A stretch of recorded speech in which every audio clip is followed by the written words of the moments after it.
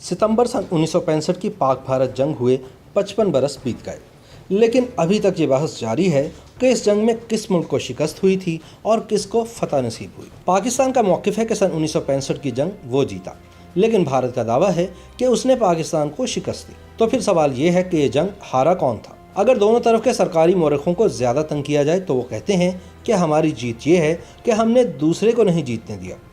بھارتی بیانیے کے مطابق سن 1965 کی جنگ دراصل 5 اگست کو شروع ہوئی، جب ایوب دور میں 10,000 کشمیری سویلین رضاکاروں اور سادہ لباس پہنے فوجیوں پر مشتمل جبرالٹر فورس بھارت کے زیر قبضہ مقبوضہ جموں و کشمیر میں بغاوت ابھارنے اور قبضہ کرنے کے لیے بھیجی گئی۔ لیکن پاکستانی آپریشن جبرالٹر ناکام ہو گیا تو بھارت نے آگے بڑھ کر حاجی پیر، کارگل اور ٹٹوال کے دروں پر بھی قبضہ کر لیا۔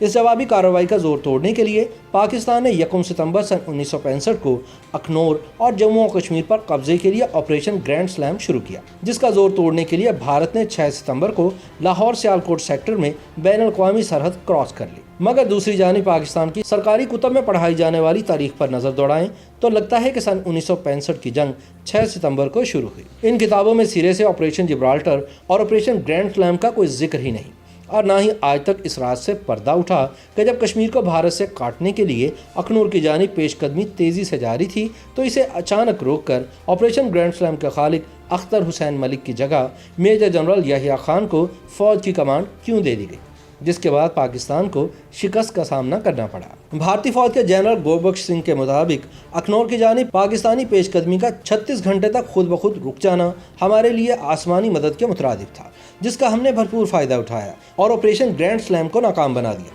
لیکن اس حوالے سے کچھ اور سوالات 55 برس بعد بھی جواب طلب ہیں۔ مثلا یہ کہ سن 1965 کی جنگ کا مقصد اگر کشمیر کی آزادی تھا تو کیا ایوب خان کے ناکام آپریشن جبرالٹر سے پہلے بھارت کے مقبوضہ کشمیر میں آزادی پسند قیادت کو پیشگی اعتماد میں لیا گیا، یا پھر فرض کر لیا گیا کہ عام کشمیری اپنے نجات دہندوں کو دیکھتے ہی بھارت کے خلاف اٹھ کھڑے ہوں گے؟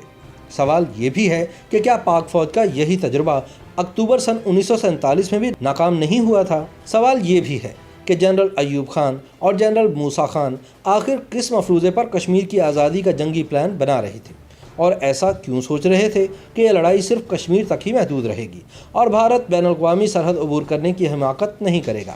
لہٰذا نہ ایئر فورس اور بحریہ کو اس پلان میں شریک کرنے کی ضرورت محسوس کی گئی، نہ ہی لاہور اور سیالکوٹ کی ڈویژنل کمان کو فارورڈ پوزیشنز پر بھیجنے کے احکامات کی ضرورت محسوس ہوئی۔ اس طرح نہ تو چھٹی پر گئے ہوئے 25% فوجی جوانوں اور افسران کو طلب کرنے کی ضرورت محسوس کی گئی، اور نہ ہی گورنر مغربی پاکستان امیر محمد خان کو کچھ بتایا گیا۔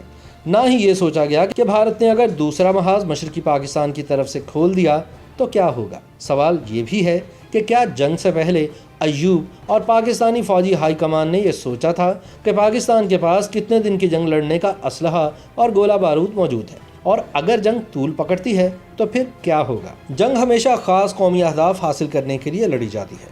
اگر پاکستان کا ہدف کشمیر کی آزادی تھا تو یہ ہدف حاصل کرنے میں مکمل ناکامی کے بعد یہ دعویٰ کیسے کیا جا سکتا ہے کہ سن 1965 کی جنگ پاکستان نے جیتی؟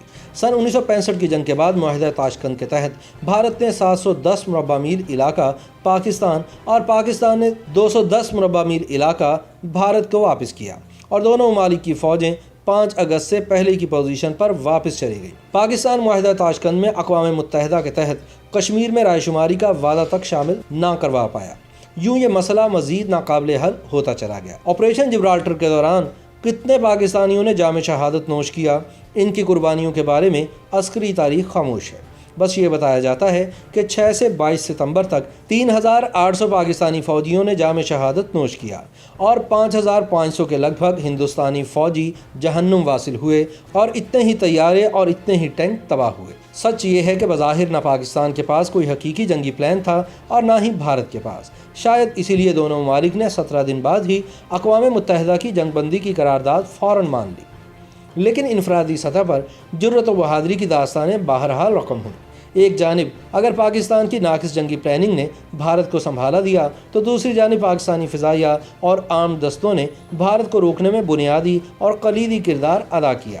یہ جنگ ریڈیو پاکستان اور آکاشوانی پر بھی خوب لڑی گئی۔ اس جنگ کے طفیل بھارت میں ہندی میں اور پاکستان میں اردو اور پنجابی میں لہو گرما دینے والے جنگی ترانے تخلیق ہوئے۔